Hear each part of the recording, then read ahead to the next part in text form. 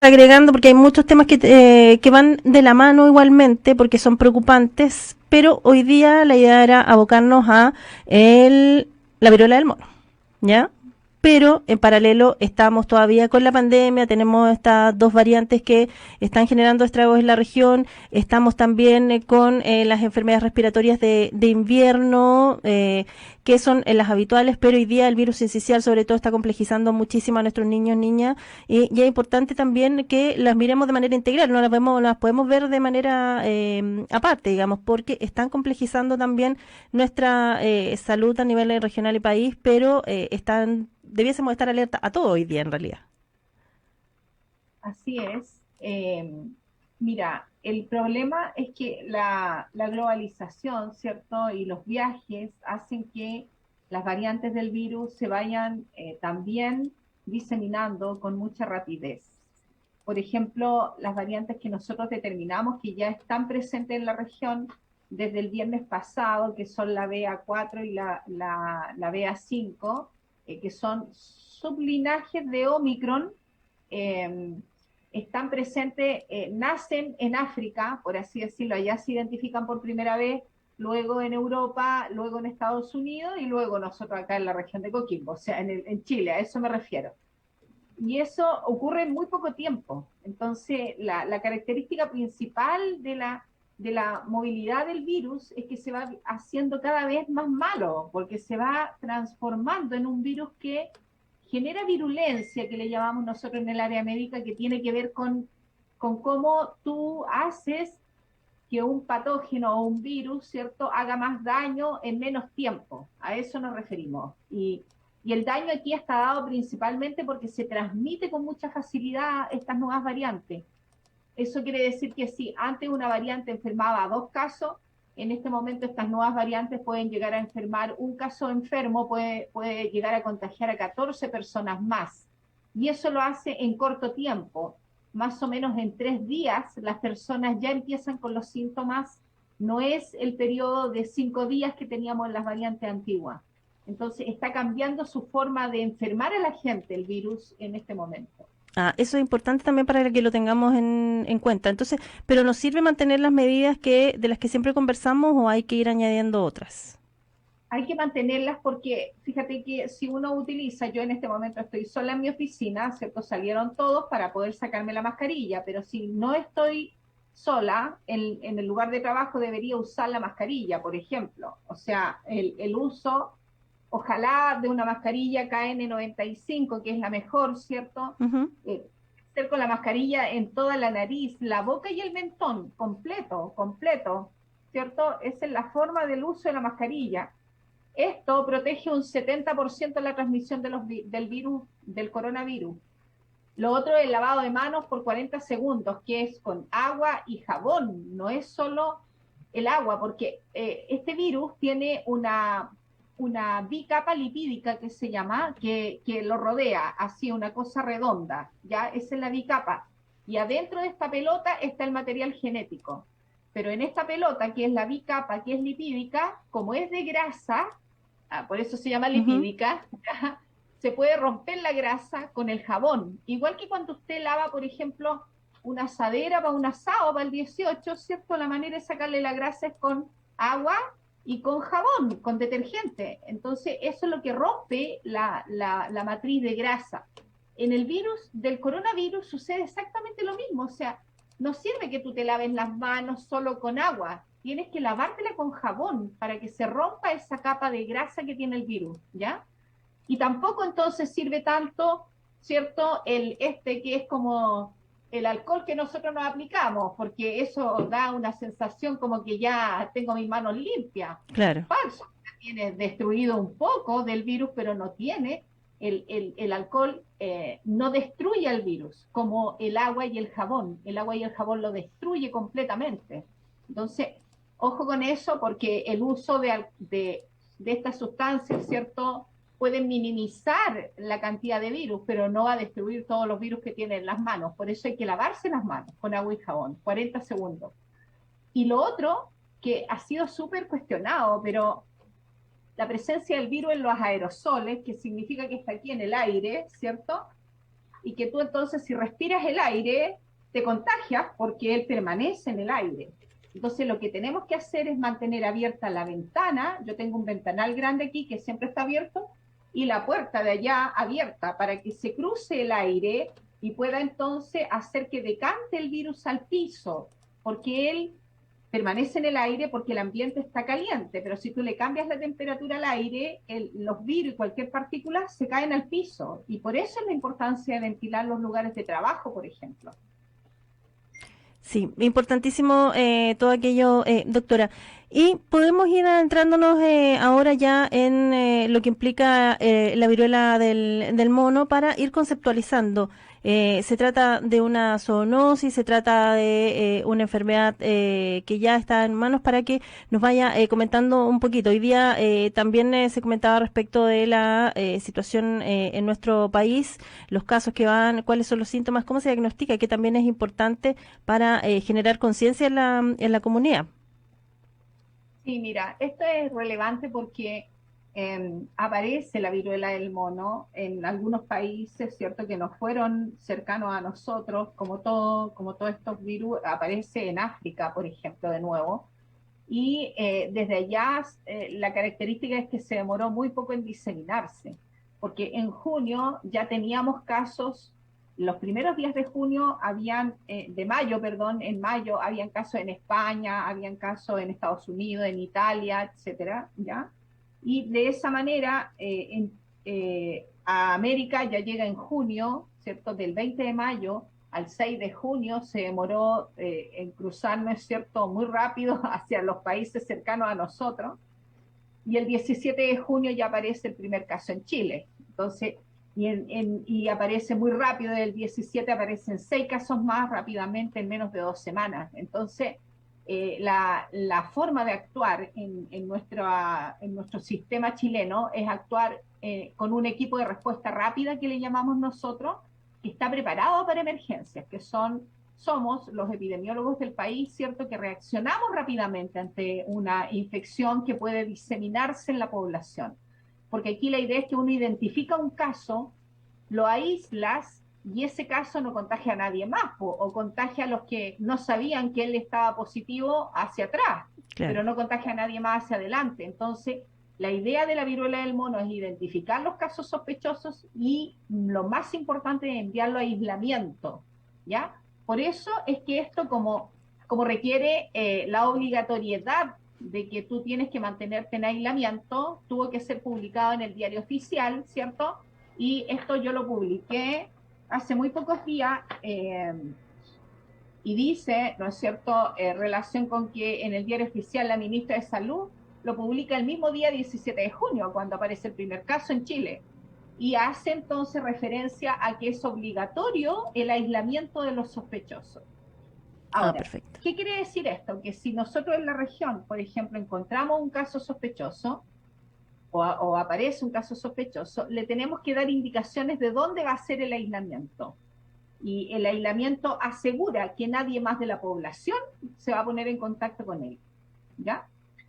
Ahora, ¿cómo funciona la sintomatología? Porque ¿cómo vamos a identificar a Sí, los sospechosos? O cómo nuestros auditores pueden saber si ellos son sospechosos o no. claro. Mira, es súper simple porque los síntomas parten con un exantema que se llama, que es el nombre científico, ¿cierto? Pero en realidad una lesión como una vesícula, es como una espinilla más grande, pero la característica es que aparece en la palma de las manos, aquí le aparecen las llaguitas, ¿no es cierto?, a las personas, entonces eso es raro, porque la varicela, por ejemplo, que es muy parecida a la viruela del mono, da con manchita en la cara, a veces especialmente a los adultos, ¿cierto? Sí. Pero nunca en la palma de las manos. Entonces, esa es una característica especial de este exantema que aparece, Ya, ¿ya? la primera alerta, las palmas de las manos entonces. La palma de las manos ya es una cosa extraña de tu vesícula, ¿cierto? Sí.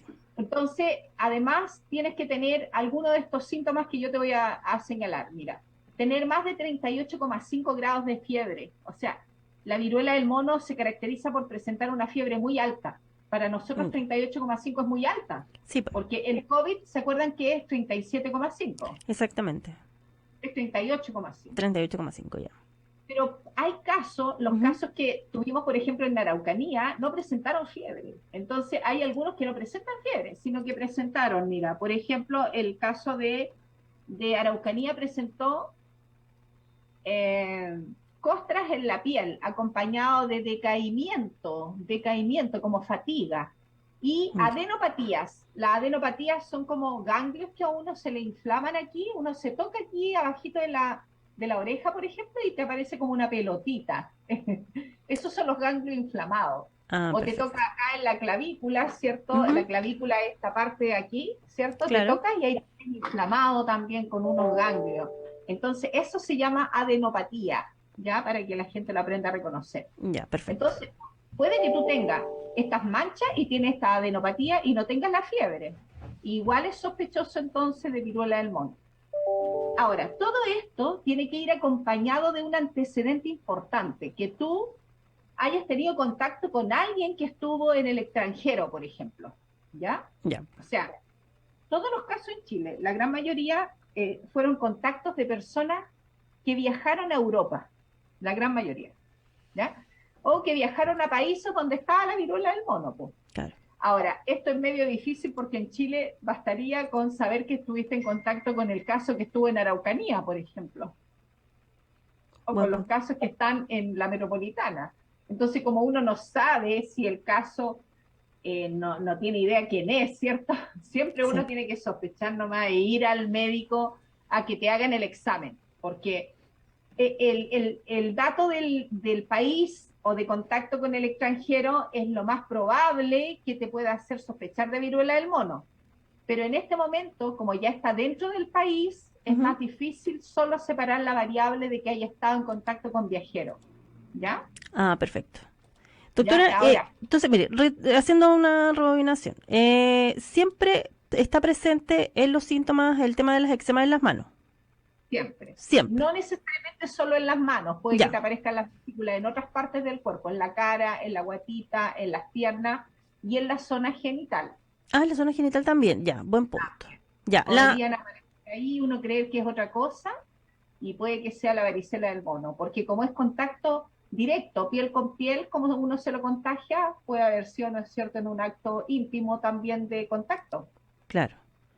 Ya, la temperatura sobre 38,5, la adenopatía, que sería la inflamación de los ganglios aquí abajito de la oreja, para que si tenemos ahí alguna pelota, entonces esos serían como los antecedentes, porque claro, hay otros síntomas que se podrían pensar que es otra situación. Por ejemplo, si uno dice solo la fiebre, claramente podría ser quizás otra situación, porque es un síntoma. Claro, Pero al pero hacer la también puede asociación, ahí ser vamos descartando. decaimiento, la fatiga también. La persona se siente muy fatigada. Ahora, ¿cómo conoce la gente el tema de la fatiga? La gente dice que es como que te apalearon, Ah, muy chilena la frase, sí. la expresión, porque es Sí, como que te apalearon, como que los claro, músculos no te responden, que tú lo único que quieres es estar acostada, ¿cierto? sí, Eso es fatiga, porque no es normal que uno se sienta así, pues eso es porque está enfermo. claro. ¿Sí? Ya, importante. Doctora, ¿qué lugares están? Porque claro, todavía no llega a la región, pero siempre hay que estar alerta, hay que anticiparse a las situaciones y en ese sentido, ¿cuál va a ser o cuál ya se ha programado como protocolo de acción en nuestra región? Bueno, mira, lo primero es que nosotros hacemos diagnóstico diferencial con el caso positivo, porque como te decía, como esto también, estos mismos síntomas dan en otras enfermedades, como la Ujú. varicela, el sarampión rubiola, ¿no es cierto? El herpes, o sea, una serie de otras enfermedades, lo que hacemos es tomarle muestra a la persona de todas esas otras cosas que son posibles de diagnosticar, ¿ya? Ya, perfecto. Sí, es que me Segundo, acordé de la adenopatía con el tema del herpes zóster, porque en algún minuto, claro, a mí me dio el herpes zóster y eran unas inflamaciones que uno tiene, y claro, que son como a nivel más de sistema nervioso, pero que puede inflamar también los ganglios, po. exacto, porque ahí Mm, está el sistema linfático, ¿cierto? exacto. Entonces toda la respuesta inmunológica se prepara en esos ganglios. Por eso es que se te producen las pelotitas, porque tu Ah, sistema perfecto. está trabajando a 1000 por hora. Sí. Ya, ¿Ya? entonces se le hace ahí esa evaluación para descartar que sea cualquiera de las otras. Ya, La lista de otras patologías, que ya, son un montón, sí. ¿ya? Pero nosotros hacemos esos exámenes. Si la persona solo tiene que ir al consultorio y decir que él sospecha que lo que tiene es viruela del mono, ¿ya? Por los síntomas que él está presentando. Ahora, se le descarta con una PCR, que es un examen como el del coronavirus, pero que es especial ahora para la viruela del mono. Identifica el virus. El punto es que todos estos exámenes viajan al Instituto de Salud Pública de Chile, que está en Santiago. Entonces, nos demoramos 24 horas habitualmente en la toma de muestras, en la preparación, y otras 24 horas en que el instituto, o sea, una vez que el Instituto de Salud Pública lo recibe, antes de 48 horas te da el resultado, ¿ya? Entonces, el tema es que tenemos 2 días de espera por lo menos del resultado, porque no tenemos el laboratorio validado en ninguna parte del país que no sea solo en Santiago, ¿ya? Perfecto. Y ellos nos avisan si está positivo o negativo, primero los otros exámenes que pueden salir más rápido, ya entre ellos el sarampión también, ya una serie de virus que son más rápidos. Pero el de la viruela del mono, como te digo, se demora esos 2 días. Entonces la persona tiene que esperar el resultado en aislamiento, ¿ya? Eso quiere decir que no puede tener contacto con nadie más. Por lo tanto, lo que nosotros evaluamos es, en realidad, la red asistencial. Clínicamente va a evaluar si la persona, por ejemplo, tiene la enfermedad y ya empezó con decaimiento muy grave, tiene los parámetros de exámenes habituales descompensados, por ejemplo, lo van a dejar hospitalizado, ¿ya? Y para eso dispusimos 2 hospitales en la región. Uno es el hospital de Coquimbo, que va a recibir a todos los pacientes de la provincia del Elqui, ¿ya? ¿Ya? Y el otro es el hospital de Ovalle, en el cual van a estar los pacientes que requieran hospitalización de la viruela del mono, ¿cierto?, de las provincias de Choapa y del Limarí. Ahora, si el infectólogo, que está a cargo de todo esto, decide que la gravedad del paciente no es tal como para tenerlo hospitalizado, porque en realidad no es necesario tenerlo hospitalizado, porque él puede cursar con un decaimiento que podría estar perfectamente, ¿no es cierto?, acostado, tranquilo, esperando el resultado del examen. Entonces, lo que hicimos fue disponer de residencias sanitarias desde la Seremía de Salud, y tenemos ya habilitada una residencia sanitaria donde van a haber espacios especiales para estos pacientes con cabañas separadas, ¿ya? Y ellos entonces van a estar solos en una cabaña, ¿sí? Yeah. Y ahí van a tener atención médica también, todo lo que corresponde a una atención domiciliaria, por así decirlo, ¿ya? Y la última opción es que si está lleno el hospital de casos, está lleno la residencia, ¿cierto? Yo puedo determinar como autoridad sanitaria, porque no tiene ningún síntoma de gravedad, que la persona permanezca en su hogar. Pero ahí se evalúan las condiciones del hogar, se solicita que el resto de la familia no esté, ¿cierto? Porque tendría que estar solito o solita, y por supuesto con una vigilancia estricta nuestra de que la persona mantiene el aislamiento. Pero esa es la última opción, porque en realidad lo que nos interesa, ¿cierto?, es cortar la cadena de transmisión. Entonces, eso significa un aislamiento estricto, y eso es lo que obliga a la población, esta publicación en el diario oficial, entonces, de que el caso sospechoso debe cumplir el aislamiento.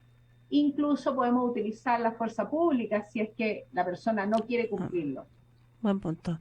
Sí, entonces, claro, porque en el caso de las transmisiones, como te lo decía, por gotitas respiratorias, por fluidos corporales, por objetos contaminados también, lesiones, esas cosas también. Sí. Lesiones, objeto contaminado. Sí. Transmisión sexual también. Las sábanas de la persona enferma te pueden contagiar, entonces no puede lavar las sábanas cualquier persona, ¿te das cuenta? Ya.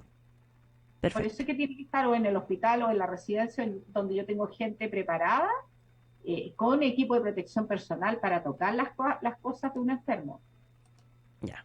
Entonces es importante también ahí llamar a la calma, pero siempre estar atentos a cualquier situación, sobre todo si viene viajando del extranjero, tuvo contacto con alguna persona que pudiese estar contagiada de la viruela del mono. Doctora aprovechar de ir retomando otros temas. Yo sé que usted siempre está preparada para que conversemos de cualquier cosa, no, pero para hablar de las enfermedades respiratorias de invierno. El otro día hablaba con el doctor Fernando Carvajal respecto de cómo ir cuidando también a nuestros niños y niñas en este tiempo, pero igual ser majaderos con esto de que estos días, que es esta semana de receso previa a las vacaciones, hay que cuidar a nuestros niños porque están saturadas también en las urgencias por las consultas de enfermedades respiratorias, y a veces ir al hospital a urgencia termina siendo más peligroso que quedarse en la casa, o que ante una situación así un poco más compleja ir a nuestra CEFAM más cercano, al SECOF más cercano, al SAR, que sería, como siempre decimos, la puerta de entrada a la salud primaria, pero es importante también hacer este llamado a la población, Seremi. Correcto, mira, aquí lo más importante, porque todos ustedes ya lo saben que los niños, ¿cierto?, son un grupo de riesgo, principalmente porque a ellos tú no les puedes exigir como los adultos, por ejemplo, que usen la mascarilla. Además, son seres muy sociables y Claro. además son muy emotivos. A ellos les encanta abrazar a la mamá, al papá, a los primos, ¿no es cierto? Andan buscando cariño. Más durante esta pandemia que los tuvieron. El otro día me decía una persona, o sea, es que mira, el primer día que llevé a mi hijo al jardín, él estaba ahí, pero como que se peleaba con todo y no quería que lo tocaran, pero ahora sí ya quiere que puro lo toquen. Entonces, Sí, es como que la parte social se afectó mucho con la sí. pandemia. Entonces los niños necesitan estar en contacto con otros. Pero lo importante es que usted mire al que está tocando a su hijo, pues, o sea, mire que esa persona mantenga una conducta, por ejemplo, que esté vacunado. Eso es una buena señal de que él va a cuidar a tu hijo, o va a ir, si va a un cumpleaños tu hijo, lo ideal sería que los papás que estén ahí estén todos vacunados de partida, o sea, y tú puedes escanear el código del carnet de identidad de las personas, ver si están con su pase de movilidad al día, porque es tu familia la que tú estás cuidando. Buen punto. Ahora, eso uno diría, hoy pero qué exagerada la doctora, o sea, se nota que ella es epidemióloga, o sea, a mi casa no entra nadie sin el pase de movilidad, pues. Pero usted lo que tiene que hacer es pensar, mire lo que tenemos que pensar. Si yo cuido a mi familia, ¿cierto? Ujú. ¿Qué voy a permitir que otras personas que no cuidan a su familia, ¿cierto?, enferme a alguien de mi familia? Eso es lo que hay que pensar, que aquí tenemos que ser, ¿no es cierto?, responsables socialmente, porque el bien común que se llama salud de tu hijo, nadie más que tú lo cuida. Es verdad. Perdóname que sea tan directa, pero Sí. yo creo que aquí los Mm. papás tienen mucha responsabilidad cuando se enferman los hijos también, ¿ya? Porque no están mirando con quién está el hijo. Entonces, o no lo están llevando a vacunarlo, por ejemplo. Entonces, eso no se lo exija a su hijo, pues no le diga, no lo voy a llevar al cumpleaños porque en realidad se puede contagiar. Claro, tú puedes no llevarlo, pero el hecho es que si tú lo vacunas, si los papás de ese grupo vacunaran a todos sus hijos, tu niño puede tener derecho a socializar y a estar en un cumpleaños con los demás. No hay problema, porque va a estar vacunado, no se va a enfermar gravemente y no va a morir. Si el punto es cuando los niños no están protegidos con las vacunas. Ahí hay que extremar las medidas. Y ahí todas las medidas de salud pública que yo le enseñé antes, ¿cierto? La mascarilla, el alcohol, no sirven de nada con los niños. Y por eso la vacuna es lo único que protege a tu hijo. Ahora, esto no es de majadera, sino que es una enfermedad prevenible. Distinto es, por ejemplo, el virus respiratorio sincicial, que solo el contacto con otros niños lo va a enfermar. Y lo va a enfermar, pero no lo va a matar como el coronavirus. Puede Claro. llegar a producirle una muerte también a un niño, el virus respiratorio sincicial, si es que se agrava el niño. Por ejemplo, empieza a no poder respirar, ¿cierto? Se le ponen los labios azules, los Ujú. deditos azules. Eso es mala señal, porque no le está llegando oxígeno. Entonces, ahí se asusta el papá o la mamá, ¿cierto? Allí tú tienes que rápidamente llamar al 131, porque es vital que lo atiendan rápido. Y allí es donde estos niños entonces requieren hospitalización, y tenemos en este momento más del 80% de las camas del hospital ocupadas con niños ya graves. ya no tan graves como estar en la UCI, pero sí niños que han necesitado estar en el hospital, porque su sistema respiratorio no funciona o no funciona de la mejor manera como todos quisiéramos, que es cierto respirar y poder permitirle al niño entonces que le llegue el oxígeno a todas las partes de su cuerpo. Perfecto. Ese es el problema que pasa con los niños.